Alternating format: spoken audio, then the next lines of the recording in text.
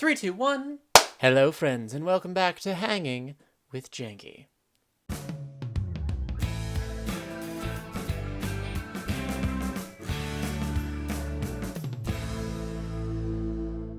Swing low, sweet chariot, coming for to carry me home. Swing low, sweet chariot, coming for to carry me home. Hey friends, it's me, Janky, and I'm back for another week to tell you all about the latest in gaming news from this past week. So without further ado, let's hop right in. So first up on the news agenda today, let's talk about Atari and also table pong. So first off, I'm going to quickly talk about this Atari table pong thing because it's so cool. Look at it.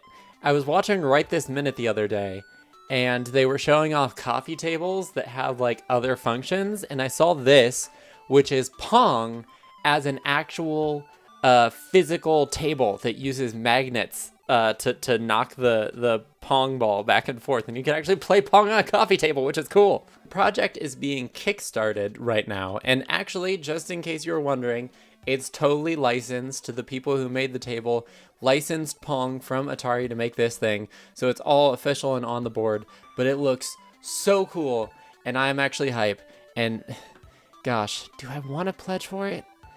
I really don't have the money, but it's so cool. Okay, so let's move on to the actual big chunk of Atari news, which is the Atari box, which got officially announced this week. Well, not officially announced, it was actually like revealed earlier, but look, Atari has finally started talking about the Atari box and what it is and what it can do, so let's talk about it. So what is the Atari box, you may ask? Well, the Atari box is the first piece of new hardware that Atari has released since the Atari Jaguar from back in the 1990s, which crashed and burned pretty hard. But recently, Atari has released some new information about the Atari box, which I would like to share with you guys. Specifically, it will be on a Linux-based system, which quite frankly just reminds me of that one scene from Jurassic Park with the improbable hacking of the entire computer system by a teenage girl, which I'm not questioning the teenage girl, but it was a pretty bad scene, guys. It's a Unix system. I know this. The other interesting thing about that choice to me is I don't know how much stuff actually gets developed in Linux. Like if you go to the Steam store and you like sort things out by PC, Mac, or Linux, Mac and Linux have a lot less games developed for them than PC do. So I think that that's an interesting choice on Atari's part to make their system a Linux system. Other news that was released about the Atari box, it will include 100 playable original Atari games, which hopefully will come out a little better than they did back in the day of the original Atari, which was kind of known for having some pretty crappy shovelware. But the list that they put out looks like it's mostly going to be arcade ports, which were by and large pretty good for the Atari, so that's exciting to hear, and they'll be about $10 to get all those games. Hopefully though, they won't choose to put the Atari Pac-Man on there, because that was incredibly poorly received. Almost as bad as the E.T. game they made.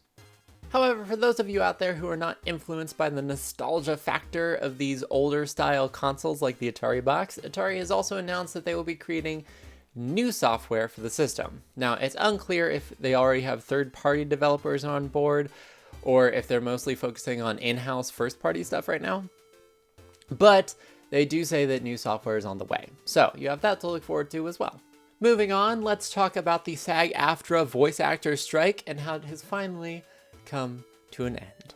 So I'm sure a lot of you have heard a lot about this voice actor strike. Most famously, it prevented Ashley Birch from returning to her role as Chloe Price in Life is Strange Before the Storm, which saddened a great deal of people.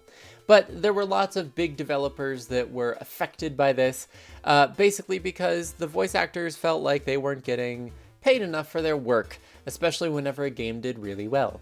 I suppose whenever I word it like that, that kind of makes it sound like the voice actors were the asses in this situation, not the developers. But the point is that these developers are really big companies, and whenever they have a really successful game, you know, the voice actors just get a flat fee for their voice acting. So They kind of thought, look, you're bringing this voice actor in to help promote your game because they're a well-known actor and you want their voice in the game. So shouldn't they be paid like a little bit more if the game does well? And eventually they have reached a conclusion.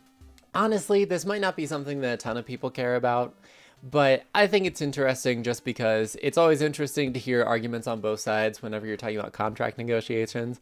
And I think that a lot of people are really happy that this is finally over because there were a lot of voice actors that absolutely loved working in the gaming industry that were just being held back because they couldn't come to an agreement. And I think that that's on both SAG-AFTRA's and the developer side because, you know, most of the developers that the ban was against were big companies that are, you know, they make tons of money off their games. And I'm not talking about like the developers actually working on the programming. I'm talking about the companies behind these developers who are just huge, you know? And it brought up a lot of interesting conversation about not only the voice actors and how they get paid, but also the developers themselves, the people actually at the keyboards programming the game, and how they're being treated by these big companies. So I think it's been a really interesting discussion, and I hope that you guys think it has been too. Or maybe you're asleep right now, or clicked off the video. Who knows? Next up, let's move on to that weekly topic of Steam, which I am now going to call the Steam Report.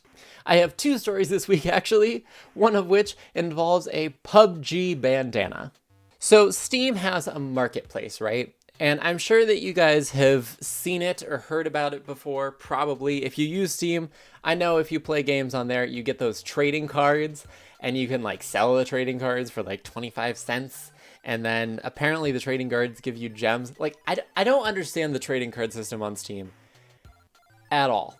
Not a single lick of it do I understand, but it's popular among some people. And they also have the Steam Marketplace, which lets you sell items that are attached to your Steam account. So if you actually go to the Steam Marketplace and check it out, which I have on occasion, you will find that people will sell things for ridiculous amounts of money, just like absolutely insane amounts of money, which on one hand is kind of cool just because you can continue to use that money on Steam, which means that you can get more games by selling off crap that you don't want, but also it just gets so ridiculously like inflated to an insane amount.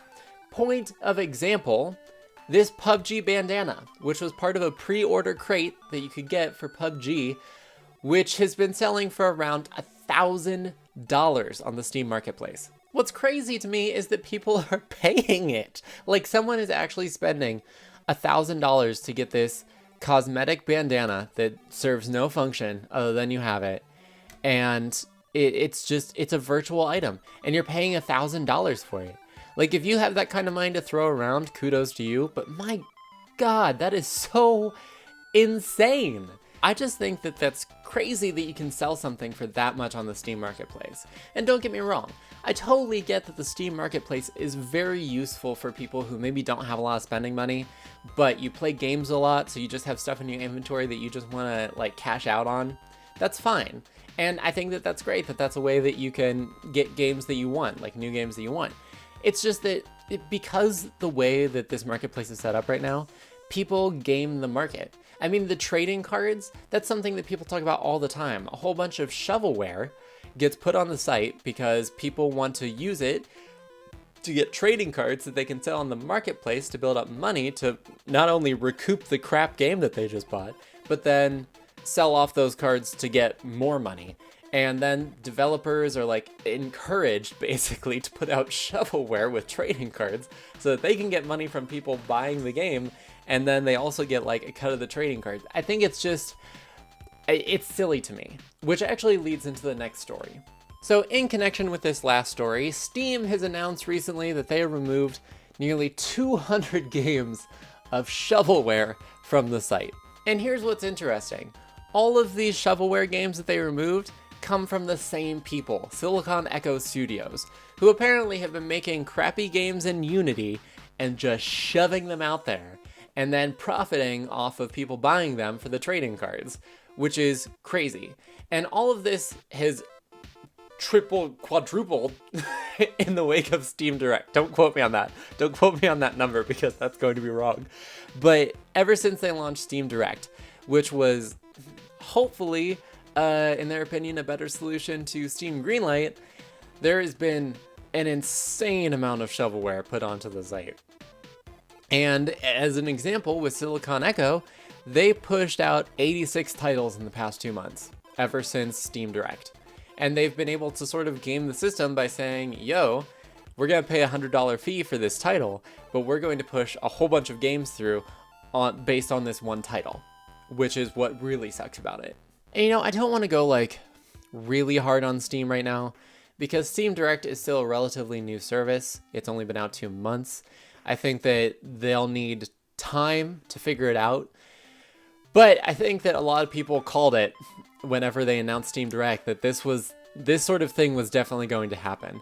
And people were going to find ways around things like the $100 fee per game title, And you have to appreciate that Steam is trying to get indie developers out there in a way that they probably wouldn't get in terms of like maybe they don't have really great advertising or stuff. But the thing is, with so many games clogging up Steam right now, it's impossible to find those really good indie games anyway. So it's sort of a balance that they just need to work out, and that you just need people who are willing to dig through the shovelware to figure out what's good and what's not. So luckily you guys have me to do that, and also better reviewers, but also me. So yeah, that's just my 2 cents on Steam right now. So that's this week's Steam report, and I'm sure there will be more Steam news to talk about next week, so kudos for that. So this next story is pretty silly to me, which is Assassin's Creed Origins will have an educational mode. Yes, you heard me right. There will be a mode in the game which allows people to learn about ancient Egypt and its culture and its people and its weird habits. I mean, I want to say kudos to Ubisoft for, trying to add like an interesting twist to their game and try to make it like learning friendly, I guess. But I mean, here's the thing, like none of the Assassin's Creed games, even though they take place in historical context and like sort of go along with historical events, none of them are actually historically accurate whatsoever. So if you learn about historical events through Assassin's Creed games, you're getting a very bad lesson in history. And I've been reading about this new mode, and it says that they've had like historians and curators like come on board and tried to make it as accurate as possible, which is really great. But at the same time, I also have to question, like, who's playing an Assassin's Creed game, and do they care about learning about ancient Egypt? Granted, there may be some gamers of the older generation, my generation, in their 20s and 30s, who might find it actually interesting to learn that kind of stuff while they're playing the game. But like younger generations, who I assume an educational mode would be more geared toward, I really don't think that they would care about actually learning about Egypt while trying to kill people. That's just my opinion. That's what I think will probably happen, is that no one will really care. Let me tell you what I actually want from this mode. Here's what I actually want. I want you to be able to switch into this educational mode, and then like as you're wandering around, you just see a woman in a red trench coat and a red fedora hat run by, followed by someone in like modern clothes, and you're just like, what was that? And then all of a sudden, you just hear the theme song where in time is Carmen Sandiego, and it's just a whole hidden game mode. Oh my god, I would flip. I would freak out. I would buy the game and a PlayStation to play it on if that happened, because my god, where in time is Carmen Sandiego? You want an educational history game? That is the shit. Ugh. Oh my god, so good. And rounding out the day for gaming news, let's talk about the Nintendo Creators Program and the recent ban on live streaming on YouTube. So for those of you unfamiliar, a couple years back, Nintendo launched the Nintendo's Creators Program, which basically allowed YouTube creators who make Nintendo-based videos to get a cut of the advertising from those videos. So Nintendo would pay, I think it was between 60 and 70% to content creators, although they could basically change it anytime they wanted. But they've recently updated the terms of service for the Nintendo Creator Program and said, yo, you are not allowed to live stream our games. if you want to be part of our program. Now, as you can probably imagine, this decision has gotten a lot of backlash across the internet. A lot of people have been saying, you know, things like Nintendo's thinking is backwards, and a lot of Japanese companies, because other companies have done this, don't seem to understand the value of live streaming and YouTube to advertising for their games. And a lot of people have speculated that this is sort of Nintendo's backlash to what happened with PewDiePie and his live stream earlier this year, which is probably true. However, in not necessarily defense of Nintendo, but this isn't surprising to me. And let me share with you why. The thing you have to understand about Nintendo, something that's been true for their entire history, the entire history of the company, is that they always want to be in control of the message that gets sent by things that are associated with their company. And I mean, that's sort of what put them on the map in the first place in terms of video games. Actually, if you trace their history back to the Famicom release, which is what they called the NES in Japan, there was a problem with the Famicom whenever they first released it, and they said, yo, do you want to just fix this on a case-by-case basis? And the president of the company said, no, recall them all, we will fix them and send them back out. And that's something that's kind of been a theme for Nintendo throughout their entire history, is that they are very into making sure that they are putting out a quality product and that they are controlling the message that is being sent by that product. That being said, in my opinion, obviously, I think there's a lot of good that can come from YouTube and live streaming. God, I hope so, because I do it. But I understand where Nintendo is coming from, because they've always been very like, we need to make sure that we're putting out quality, and we want to make sure that what is being associated with our brand is family friendly. And there are certain things that get outside of their control when it comes to things like live streaming and YouTube that they're not happy with. And that's just that I understand that it's hard for them as a company to be willing to accept that. And it's tricky. It's a mire for them. And so it's just what am I trying to say? I guess really, if I had to say, I'm not really taking a stance one way or the other. Personally, I would be in support of live streaming, but at the same time, I just want to acknowledge that I get where Nintendo is coming from, but I think that they're going to have to deal with a lot of backlash from this, which is unfortunate, because I think with the Switch and with Breath of the Wild and Mario Odyssey coming up and a lot of other things, I think that they've been doing really awesome as a company lately. And it's really sad for me, especially as a fan of Nintendo, to see this kind of backlash going on for them, because, you know, they just don't know how to handle online content creators really well.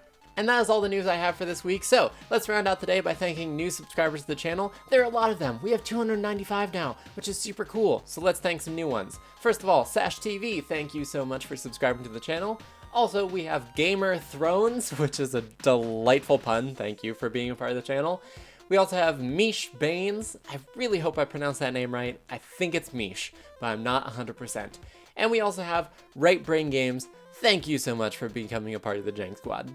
If there is anyone I missed in that list, please let me know so I can thank you in next week's episode of Hanging with Janky. But of course, thank you to all 295 of you. You guys are so awesome and wonderful, and I just so much appreciate that you guys come in and you view my content and you comment, and it's awesome. And I'm not very good at expressing how awesome I find it, but I think it's really cool. And thank you guys so much. We're so close to 300. I gotta figure out something to do. We'll do something really cool, I promise. Hopefully. But thank you guys so much, and all my love to you. Thank you for being a part of the Jank Squad. And that's it for this week's Hanging with Janky. So I hope you guys enjoyed. If you did, feel free to leave those likes down below. Comments, positive or negative, feel free to leave those below as well. But more than anything, I hope you have a lovely day, evening, or whenever you happen to be watching. Thank you so much for watching, and until the next time, this is Janky Shenanigans, signing out.